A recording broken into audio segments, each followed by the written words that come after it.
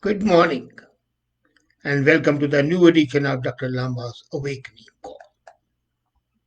Yesterday, people were busy anticipating the presidential debate in USA and then voting it. And this process, one major item possibly got missed. For once, these international interventionists, I'll call them, posing as charity organizations and or non-governmental organizations whose only job is to get money from the people, the governments, lily-livered liberals, eat up to 80% of whatever they get as charity, spend 10%, 12%, that's it, and pose as saviors of the world. Well, one such organization, which is supposed to be very good, Amnesty International, yesterday halted Indian operations. And they blamed the government of India for witch hunt. They were unable to say what exactly was in the witch hunt because, according to them, they are in compliance of all the laws, but their fundraising model is more of a money laundering operation. Naturally, once there's fear that money is being laundered under the cover of charity, human rights, women rights, all those jargon which these organizations use. But the money is coming from abroad to India for these organizations. And this organization, particularly, which poses as the guardian of the human rights, is in fact professional demonstrators. They poke their nose in the internal affairs of India where they have no concern. They promote dissatisfaction. They promote disharmony because by posing as champions of human rights, they think that they can get more press coverage, media attention, and thus can be influencers in the market. A couple of days back, CBI, which is counterpart of FBI, had raided the headquarters of Amnesty International India in Bangalore. And that, according to them, is a witch hunt. Now, if a investigation agency, a criminal investigation agency, raids to see how the money is coming, from where it's coming, who are the funders, then how's the witch hunt? Where's the proof that the money is not coming from drug barons like Dabur? The money is not coming from terrorist organizations like Khalistani groups in Canada and USA and UK, or by ISIS. According to Amnesty International, and I'm giving them this platform and I'm exposing their cause, says that there's been a crackdown on Amnesty International for the last 2 years. Now the question arises, what happened in these 2 years? They say there's a constant harassment by the Enforcement Directorate. Now, Enforcement Directorate is a department of India, government of India, which looks into the money laundering business. And they said this is because they have criticized the police and the government of India for grave human rights violation in Delhi and Jammu and Kashmir. According to them, they have done nothing but raise voice against injustice. And this inquiry is akin to freezing dissent. Now, if an inquiry takes place, if an investigation takes place, and I fully admit and agree that there are times when these inquiries are witch hunts. But nobody can deny that India has a robust, free judiciary. It has criticized government of India in unequivocal terms many times. So what hinders Amnesty International from approaching the High Court or the Supreme Court if they are really innocent? But their conduct during the recent CAA riots, Delhi riots, what they call it, are absolutely abominable. Now, if they're the custodians of human rights, that doesn't mean that they can be arbiters and they cannot take sides, which they were. As a matter of fact, they say they are in compliance of all the laws. And if they are in compliance of all the laws, why should they worry about the inquiry? If the money which is coming is not a laundered money, if it's a clean money, then what are they afraid of? The inquiry would rather exonerate them, whitewash them, and they'll come out lily white, pure, pristine. So why close down the operation? As a matter of fact, it's a good thing that they've closed down the operation. No country needs outside interference in your internal affairs. And these monoliths, international charity organizations and NGOs, are in fact nosy interventionists who have no role to play except to foment trouble or indulge in corruption. We saw here in Canada how we, WE, not us, corporation, got millions of dollars and paid back hundreds and thousands of dollars to the Prime Minister, the Finance Minister, and others. This blatant corruption is the latest example. And this has not been the only time.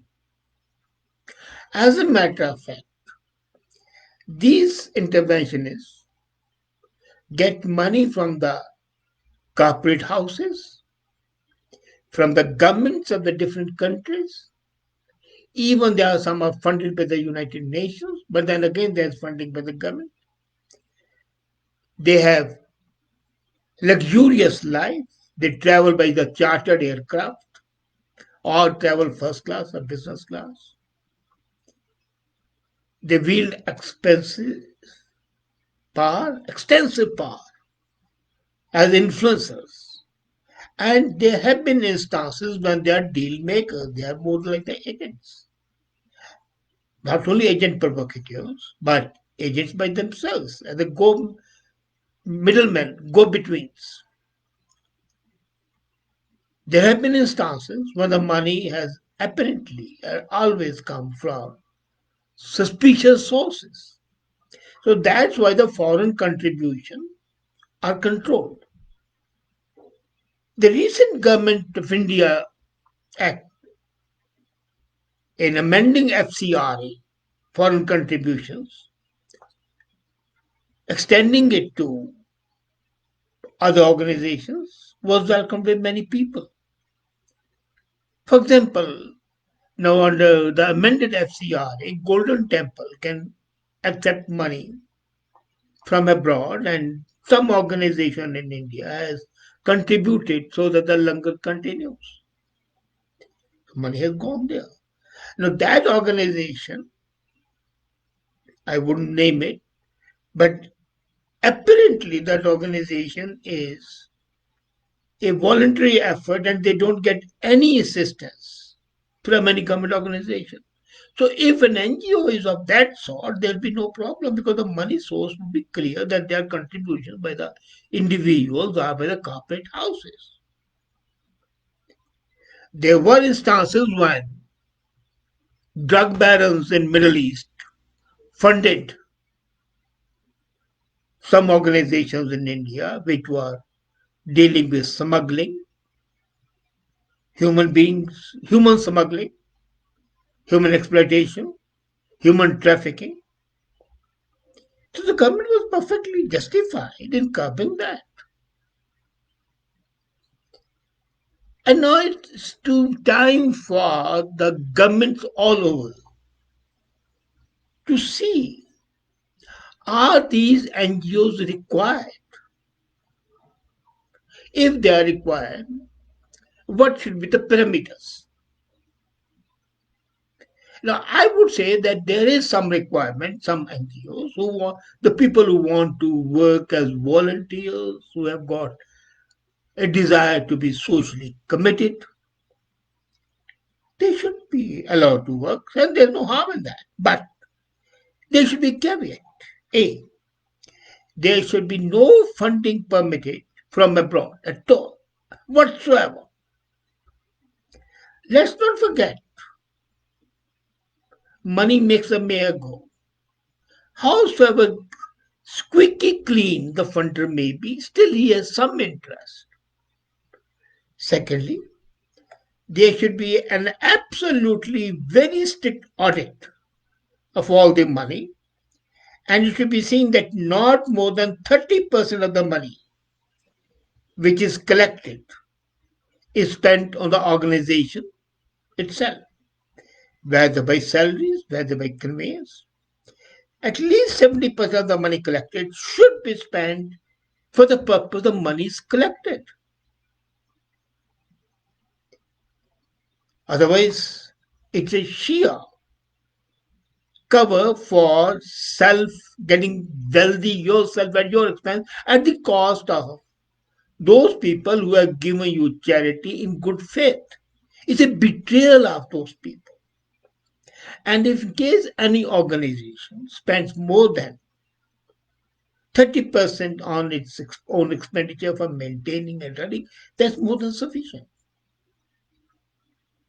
I was the chair of the United Way, and we ensured that no volunteer even gets, I mean, as a board member, we had meetings all over, so no return conveyance charges would be reimbursed. No.